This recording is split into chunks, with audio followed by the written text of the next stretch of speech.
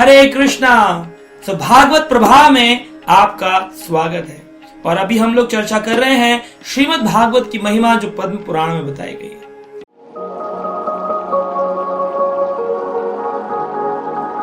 तो आता है कि एक कथा बहुत सुंदर की बहुत बड़े ब्राह्मण थे जिनका नाम था आत्मदेव ब्राह्मण। उनके घर कोई संतान नहीं थी। तो आत्म ब्राह्मण हमेशा व्यतीत रहते थे कि कोई संतान नहीं है, मेरा जो ज्ञान है, मेरी जो भक्ति है, ये आगे मेरी परंपरा में वंशानुगत कैसे वृद्धि हो, इसके लिए कुछ करना चाहिए। तो आत्मदेव ब्राह्मण भगवान से रोज प्रार्थना करते थे। एक दिन भगवान ने एक साधु का वेश लेकर के आए और कहा, आत्मदेव ब्राह्मण क्यों दुखी हो?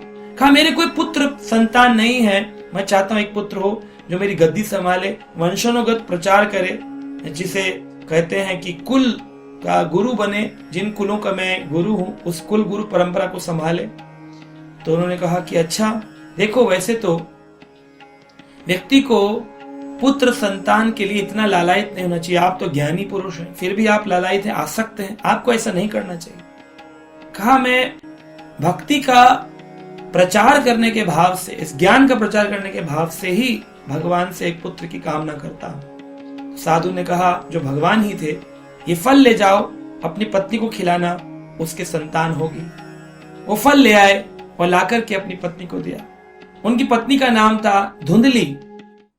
और जो धुंधली थी उसने सोचा कि अगर मैं ये फल खाऊंगी तो मुझे गर्भवती होना पड़ेगा, मेरा तो पूरा का पूरा शरीर ही जर्जर हो जाएगा, उसकी शेप ही बिगड़ जाएगी, फिर मैं सुंदर युवती नहीं रहूंगी। और इस घृणित भाव से उसने अपनी एक सहेली, जिसके पहले से ही बहुत सारे बच्चे थे और वो पुनः गर्भवती थी, कहा कि देखो तुम्हारा अभी अभी गर्भ धारण हुआ है और मैं भी फल खा करके नाटक करूंगी, मेरा भी गर्भ धारण हुआ, कपड़ा लगा करके बोलूंगी अभी 1 महीने का गर्भ, 2 महीने का, जब 9 महीने हो जाएंगे तुम्हारा जो पुत्र होगा वो मुझे दे देना, मैं ले जाऊंगी। आप आत्मदेव ब्राह्मण भी संतुष्ट हो जाएंगे और तुम्हारे तो पहले इतने बच्चे हैं, उनका ख्याल नहीं रख पा रही हो, तो मैं उसकी परवरिश कर लूंगी।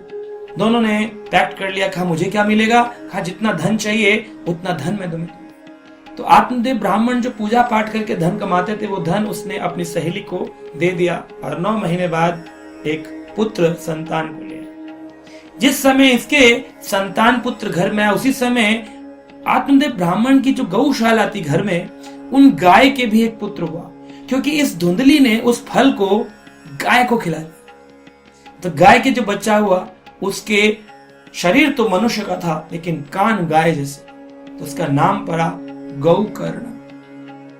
गौकर्ण के बड़े बड़े कान गाय जैसे थे।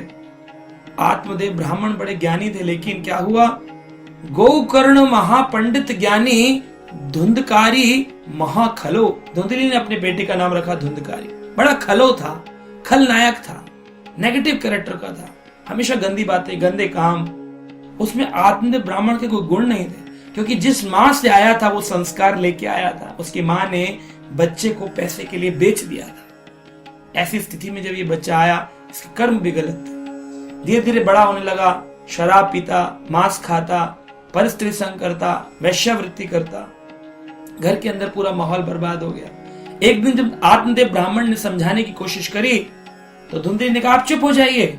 जब वो चुप नहीं हुए कि बहुत हुआ, बंद करो, कम से कम कुछ मंत्र तो किया करो, तो उसने उठा करके लात मार दी। जब लात मारे तो ये अपने दूसरे पुत्र गौकर्ण जो गाय से पैदा हुआ था उसके पास है। कहा, देखो तुम्हारे भाई धुंधकारी ने मुझे लात मारी है। कहा, पिताजी किस्मत खुल गई, किस्मत खुल गई, जिसको लात पड़ती है उसकी किस्मत खुल जाती है। चलिए तीर्थ यात्रा पे भजन की ओर, हो गया बहुत संसार का प्रपंच, बंद करिए, चलिए चलिए निकलिए। ये बात सुनकर के आत्मदेव ब्राह्मण जो थे उनकी दिव्य दृष्टि खुल गई। कहा, सच में तुमने मुझे एहसास कराया मैं गलत था। और फिर वो भजन करने तीर्थ यात्रा पे चले गए। पीछे से धुंधकारी ने अपनी मां का वध कर दिया और सारा पैसा लेकर के कई सारी स्त्रियों के साथ घर में रहने लगा। बाद में उन स्त्रियों ने भी उसके साथ वैसा ही किया। जो जस करही ते तस फल चाखा। इन्हें जैसा करता उसको वैसा ही मिलता है। धुंधकारी को भी उन स्त्रियों ने, जिनको ये पैसे खिलाता था, मदिरा पिलाता था, उन सब ने मिलकर के इसको बांध करके इसका सारा धन लूट लिया और इसको जला के राख दिया, जला डाला घर के साथ। गौकर्ण तो अपने पिता के साथ तीर्थ यात्रा पे गए थे और कुछ समय बाद जब वो वापस आत्मदेव ब्राह्मण के शरीर छोड़ने के बाद जब वो वापस आए तो कहा मैं अपने घर को तो देख लूं एक बार, मेरा घर क्या। देखा तो घर तो जला हुआ। गांव के लोगों ने बताया भाई तुम्हारे घर में तो आग लग गई थी, तुम्हारा भाई जलकर मर गया। तो कहा चलो ठीक है कोई बात नहीं, उसी गौशाला में बैठकर थोड़ा भजन कर लेता हूं जो मेरे घर की गौशाला। वहां बैठे भजन कर रहे थे, पास में खिड़की खड़खड़ खड़खड़ कर रही थी। देखा ये खिड़की खड़खड़ क्यों कर रही है, कौन हो? आवाज आई मैं धुंधकारी। कहा तुम मेरे भाई? कहा हाँ मैं प्रेत बन गया हूं, मेरे गंदे कर्मों के कारण मुझे प्रेत बनना पड़ा, एक भूत बन गया, मेरी मुक्ति का कोई उपाय बताओ, तुम तो ज्ञानी हो।